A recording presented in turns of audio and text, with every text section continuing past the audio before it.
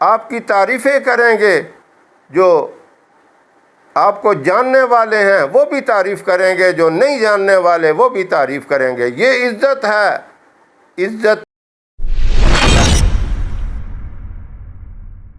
بسم اللہ الرحمن الرحیم۔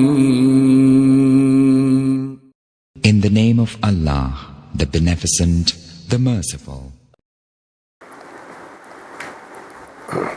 نحمده ونصلي على رسوله الكريم، أما بعد فأعوذ بالله من الشيطان الرجيم، بسم الله الرحمن الرحيم۔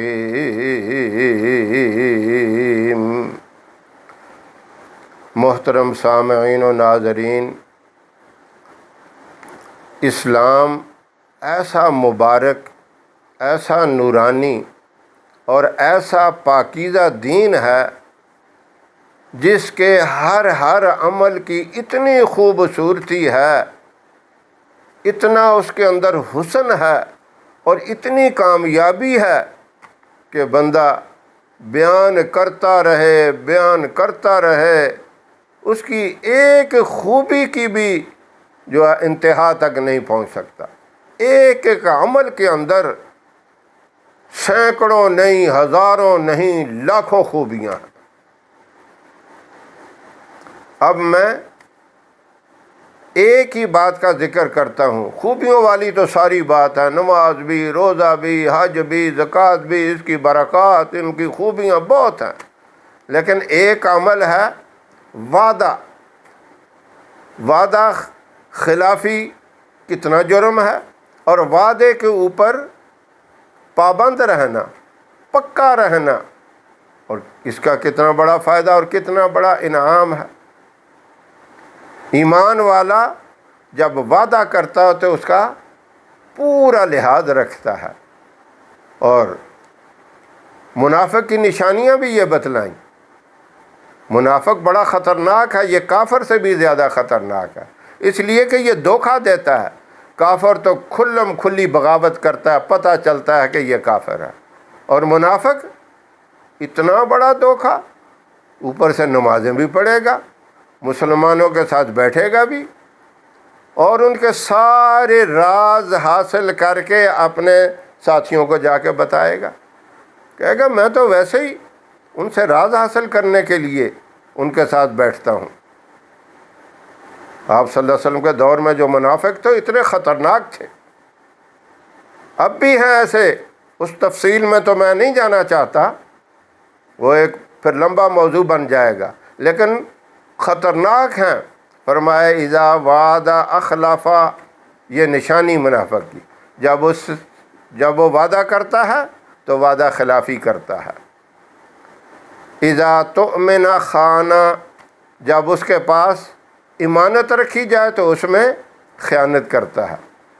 اذا حدث کذب، جب کوئی بات کرے گا تو جھوٹی بات کرے گا،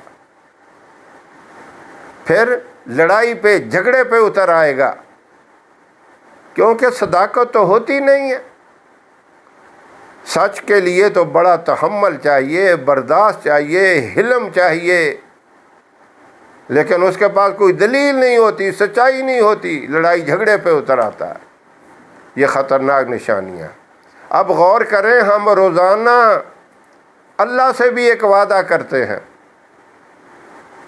اور وہ وعدہ ہر نماز میں کرتے ہیں، اور کس حالت میں؟ باوضو ہو کر، با ادب کھڑے ہو کر، اللہ کی بارگاہ میں دست بدستہ کھڑے ہو کر وعدہ کرتے ہیں۔ کیا وعدہ ہے؟ ایاک نعبد و ایاک نستعین، اے اللہ ہم تیری ہی عبادت کرتے ہیں، و ایاک نستعین، اور مدد بھی تجھ سے ہی مانگتے ہیں، تجھ سے ہی مدد چاہتے ہیں۔ یہ وعدہ اللہ سے کرتے ہیں۔ اب اس وعدے کی جو خلاف ورزی کرے باہر آ کے کہیں درختوں کی پوجا، قبروں کی پوجا، کئی لوگ مختلف چیزوں کی پوجا پرست، کوئی سورج کے پوجنے والے، کوئی چاند کے پوجنے والے۔ اللہ نے کہا لا تسجدوا للشمس ولا للقمر، نہ سورج کو سجدہ کرو نہ چاند کو سجدہ کرو۔ کس کو سجدہ؟ واسجدوا اللہ، ایک اللہ کو سجدہ کرو۔ اللہ سے تم نے وعدہ کیا مدد حاصل کرنے کا، عبادت کا بھی یہی وعدہ کیا۔ ہوتا کیا ہے؟ کہیں نخل مرکز کی چھاؤں پہ سجدے، کہیں مرنے والوں کے پاؤں میں سجدے، ادھر ادھر خانقاہوں پہ سجدے، تشخص پرستی کا پامال سجدہ، مزاروں پہ جا جا کے ہر سال سجدہ۔ کیا ایسے لوگ دیکھتے ہیں؟ میں مزاروں پہ جانے کو برا نہیں سمجھتا، جانا ثواب، جانا باعث رحمت، باعث برکت۔ کس لیے جاؤ؟ عبرت حاصل کرنے کے لیے، ان کی بخشش اور مغفرت کی دعا کے لیے۔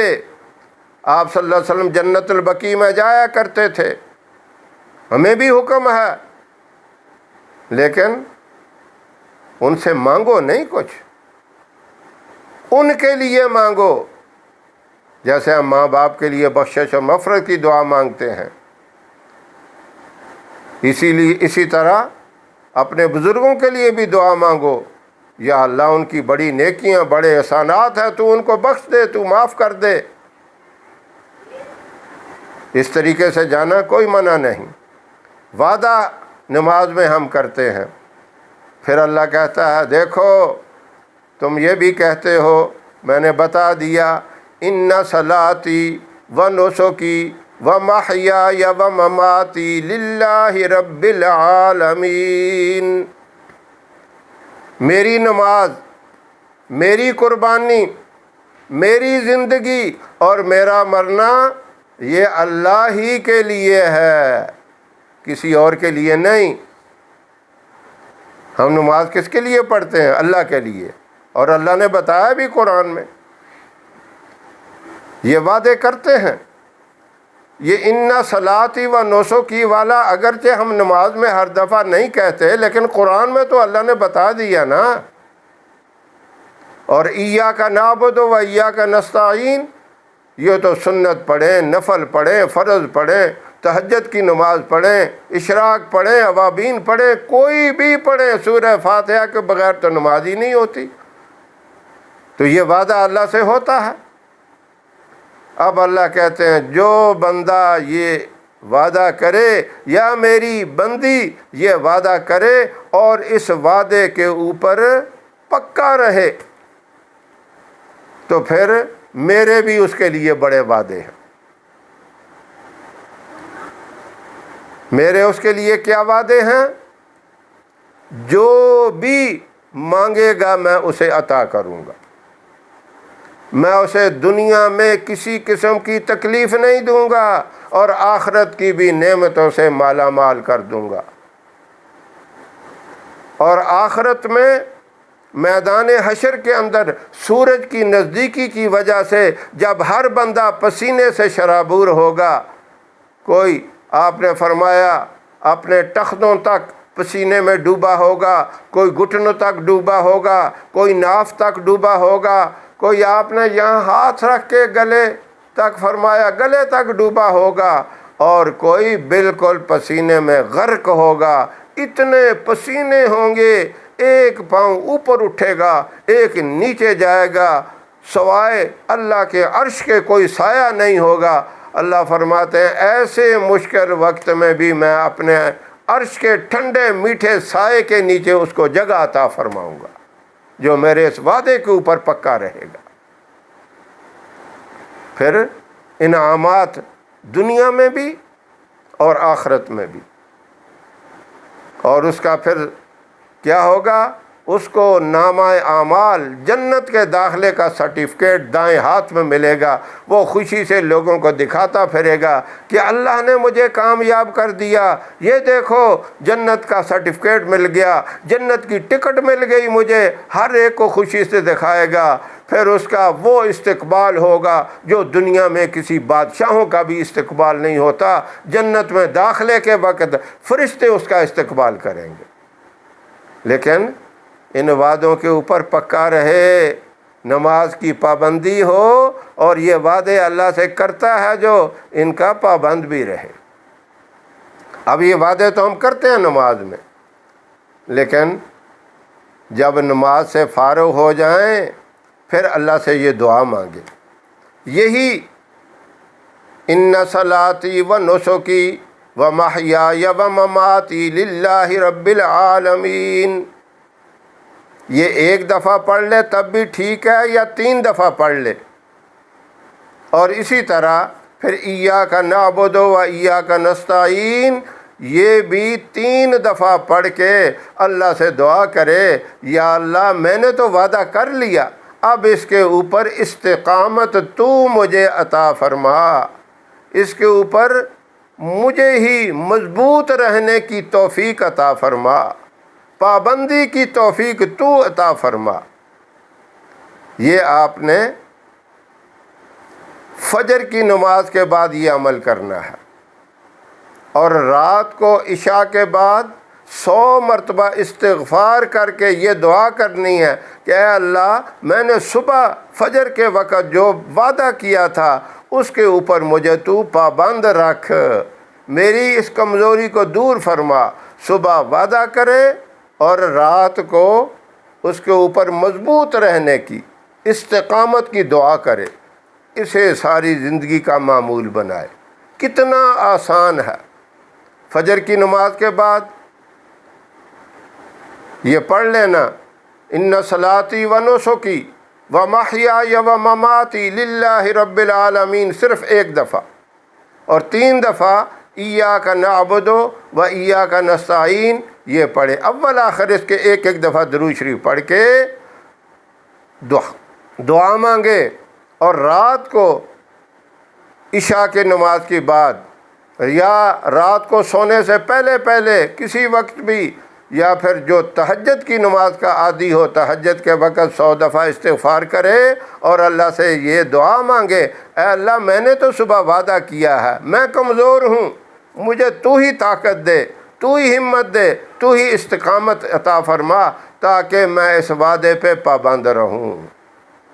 اللہ کہتے ہیں تم ذرا پکے تو ہو کے دیکھو، پھر میری رحمتوں کو دیکھ لینا، میں تمہارے ساتھ رحمت کا معاملہ نہ کروں تو پھر مجھے کہنا، پھر تم گلہ کرنا، تم شکوہ کرنا۔ ہم تو مائل بکرم ہیں، کوئی سائل ہی نہیں، دینے والے کو گلہ ہے کہ کوئی مانگنے والا ہی نہیں، ہمیں مانگنا ہی نہیں آتا اللہ سے۔ مضبوطی سے، استقامت سے، ہمت سے مانگیں، اور دعا بھی مانگیں کہ یا اللہ تو ہی ہمت دے، تو کیسے کامیابی نہیں ہوگی۔ دنیا میں بھی اللہ تمام نعمتوں سے مالا مال کرے گا، تنگ دستی اللہ دور کرے گا، بیماریاں اللہ دور کرے گا، اولاد کو نیک اور صالح بنا دے گا، میاں بیوی کے اندر محبت پیدا ہو جائے گی، بہن بھائیوں کے اندر محبت پیدا ہو جائے گی، اہل محلہ والے آپ کی عزت کریں گے، محبت کریں گے، رشتہ دار آپ سے محبت کریں گے، پڑوسی آپ سے محبت کریں گے۔ یہ کتنا بڑا انعام ہے۔ اجنبی آپ سے سلام کریں گے اور آپ کی تعریفیں کریں گے، جو آپ کو جاننے والے ہیں وہ بھی تعریف کریں گے، جو نہیں جاننے والے وہ بھی تعریف کریں گے۔ یہ عزت ہے، عزت سے بڑھ کر اور کوئی چیز نہیں۔ جسے دنیا کی بھی عزت مل جائے، آخرت کی بھی عزتیں مل جائیں، اسے کیا چاہیے اور؟ تو یہ اتنا مبارک عمل اور اتنا آسان اور اتنا چھوٹا سا، بچوں کو بھی سکھائیں، گھر میں اس کو عام کریں، دوسروں تک بھی اس پیغام کو پہنچائیں، جو دوسرے بھی آپ کی اس بات پہ عمل کریں گے ان کے کرنے کا بھی آپ کو ثواب ملے گا۔ اللہ کے خزانے میں کمی نہیں، اللہ تمہارے ثواب کے اندر بھی کوئی کسی قسم کی کمی نہیں کرے گا۔ پورے کا پورا ثواب دوسرے کو عمل کرنے والے کو بھی اور آپ کے بتانے پر بھی آپ کو بھی پورے کا پورا ثواب ملے گا۔ اللہ ہم سب کو عمل کی توفیق عطا فرمائے۔ وآخر دعوانا ان الحمد للہ رب العالمین۔